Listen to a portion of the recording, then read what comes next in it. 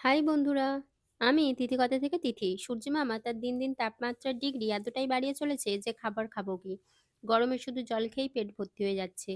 তো গরমে শুধু জল খেয়ে তো কোনো কাজ নেই, তাই শরীর ঠান্ডা রাখতে বাড়িতেই আমপান্না বানিয়ে ফেলো। ফার্স্ট আমি এখানে মশলাটা বানিয়ে নিয়েছি। তার জন্য জিরে, মৌরি আর সামান্য নুন কড়াইতে দিয়ে আমি ভেজে মিক্সিতে গুঁড়ো করে নেব। তারপরে কয়েকটা কাঁচা আম নিয়ে নেব, সেগুলো খোসা ছাড়িয়ে আমি টুকরো টুকরো করে নেব এবং কড়াইতে সামান্য জল দিয়ে কাঁচা আমগুলো দিয়ে দেবো আর দিয়ে দেবো কয়েকটা কাঁচা লঙ্কা। তোমরা তোমাদের প্রয়োজন মতো ঝাল দেবে।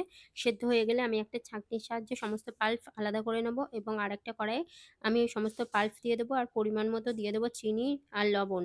দিয়ে নাড়তে থাকবো, কিছুক্ষণ পর ভাজা মশলাটা দিয়ে নাড়তে থাকবো। সমস্ত জল শুকিয়ে গেলে আমি একটা পাত্রে ঢেলে দেবো। এটি ফ্রিজে কয়েক সপ্তাহের জন্য স্টোর করে রাখতে পারো এবং যখন মন চাই তখন বার করে ঠান্ডা জল দিয়ে খেতে পারো। আজ এতটাই, টাটা, বাই বাই।